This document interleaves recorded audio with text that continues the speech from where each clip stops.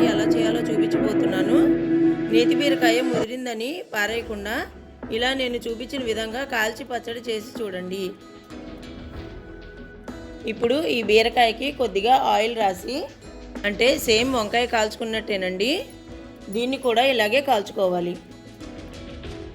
Stove మీద కానీ కుంపటి మీద కానీ మీ ఇష్టం అండి, ఏది అవైలబుల్లో ఉంటే దాని మీద కాల్చుకోవచ్చు. ఇలా కాల్చేటప్పుడు రౌండ్గా తిప్పుతూ కాల్చుకోవాలి. ఈ బీరకాయని సిమ్లో పెట్టి కాల్చుకోవాలండి. సిమ్లో పెట్టి కాల్చుకోవడం వల్ల లోపల గింజ కూడా చక్కగా ఉడికిపోతుంది. ఇది మెత్తగా అయ్యేదాకా కాల్చుకోవాలండి. ఇలా కాలిన తర్వాత ఒకసారి చూసుకోవాలి మెత్తపడిందా లేదా అని, వీడియోలో చూపిస్తున్న విధంగా. ఇలా కాల్చిన వాటిని పక్కన పెట్టేసుకుందాం. మిగతావి కూడా ఇలాగే కాల్చుకోవాలి. ఈ నేతి బీరకాయ పూర్తిగా చల్లారిపోయిన తర్వాత మాత్రమే ప్రాసెస్ స్టార్ట్ చేయాలండి.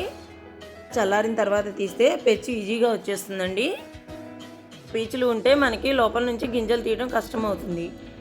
అందుకే అడ్డం లేకుండా జాయింట్గా వచ్చిన పీచుల్ని కట్ చేసుకోవాలి. ఇలా పూర్తిగా కాలిన దాన్ని తీసేసి కాలని దాన్ని మాత్రం లేయర్ని మనం యూజ్ చేసుకోవచ్చండి చట్నీకి.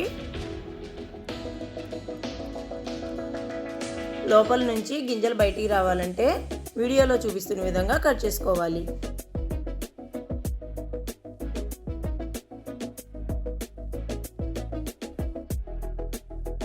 ఇలా గింజలను తీసేటప్పుడు కొంచెం చింతపండును కూడా నానబెట్టుకోవాలి. కాబట్టి వీడియోలో చూపిస్తున్న విధంగానైనా వేడి నీటిలోనైనా నానబెట్టుకోవచ్చు. నేనైతే ఈ గుజ్జులోనే నానబెట్టుకున్నాను.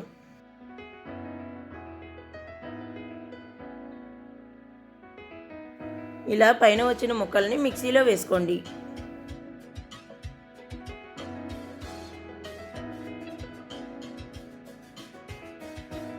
ఇలా గింజలు మొత్తం వచ్చేదాకా తీసేసుకోవాలి.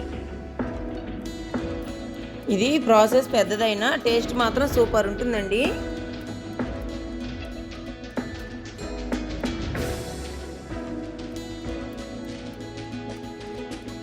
గింజలు తీసిన తర్వాత చివరిలో పీచు మిగులుతుంది కదా, దాన్ని ఇలా పిండితే గుజ్జు వస్తుంది.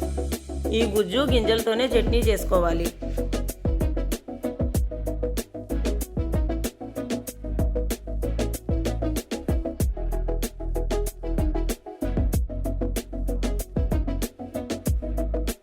ఇలా గింజలు మొత్తం తీసేసిన తర్వాత ఆ పీచుని ఇలా పిండుకోవాలండి. దాంట్లో నుంచి గుజ్జు వస్తుంది. ఇలా కాల్చిన కాయలన్నిటిని గుజ్జు పిండేసుకుని ఒక బౌల్లో వేసేసుకోవాలి.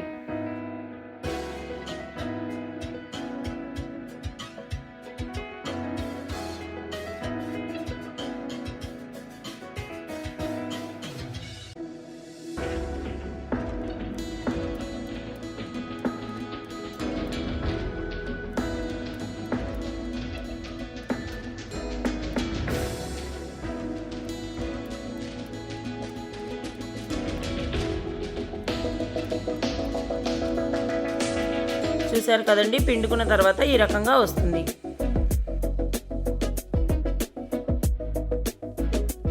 ఇప్పుడు బాండీలో 4 స్పూన్స్ ఆయిల్ వేసి వేడెక్కిన తర్వాత 1 స్పూన్ మినపప్పు, 1 స్పూన్ పచ్చిశనగపప్పు, 1 స్పూన్ ఆవాలు, 1 స్పూన్ జీలకర్ర, 1 స్పూన్ మెంతులు, కొద్దిగా ఇంగువ వేసి ఎర్రగా వేగించుకోవాలి.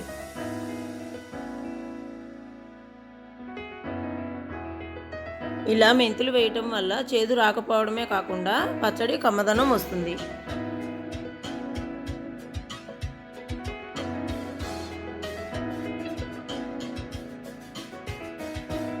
ఇలా తిరగమాత గింజలు వేగిన తర్వాత కట్ చేసిన పచ్చిమిరపకాయలు కూడా వేసి వేగించుకోవాలి.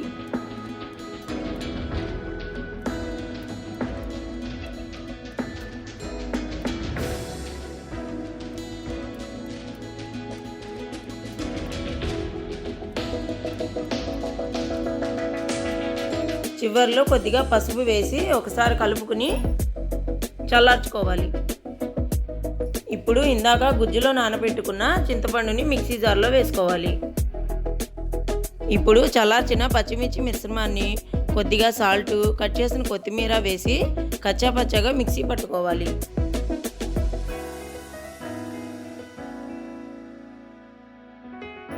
ఈ విధంగా మిక్సీ పట్టిన తర్వాత బీరకాయ గుజ్జుని సగం మాత్రమే వేసుకొని మిక్సీ పట్టుకోవాలి. మీకు మిగిలిన గుజ్జు కూడా మిక్సీ పట్టుకోవాలి అనుకుంటే పట్టుకోవచ్చు. నేను మాత్రం సగం మాత్రమే మిక్సీ పట్టుకున్నాను. మిగిలిన దాన్ని గుజ్జులో కలిపేశాను.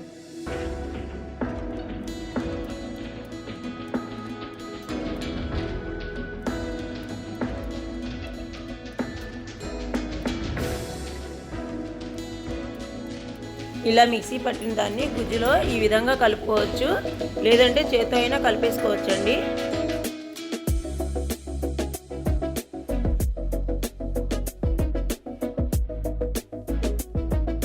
చివర్లో కొద్దిగా కొత్తిమీర, తిరుమాత గింజలు వేసుకోవాలండి.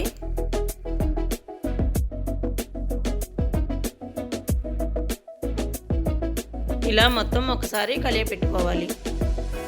ఇలా సేమ్ ప్రాసెస్ ఎండుమిరపకాయలతో కూడా చేసుకోవచ్చండి. ఇప్పుడు దీన్ని ఒక బౌల్లోకి తీసేసుకోవాలి. అంతేనండి, బీరకాయ కాల్చి చేసిన పచ్చడి రెడీ అయిపోయింది. ఇప్పుడు ఈ చట్నీని మీరు చేసుకొని వేడి వేడి అన్నంలో కలుపుకొని తిని మీరు ఫీడ్బ్యాక్ తెలియచేయండి. అసలు ఈ చట్నీని స్మెల్ చూస్తేనే తినేయాలనిపిస్తుందండి. మీ అందరికీ ఈ వీడియో నచ్చినట్లయితే లైక్ చేసి, షేర్ చేసి, కామెంట్ చేయండి. మా ఛానల్ని మొదటిసారి చూసినట్లయితే సబ్స్క్రైబ్ చేసుకోండి. చివరిలో బెల్ ఐకాన్ ప్రెస్ చేయడం మర్చిపోవద్దు. Thank you.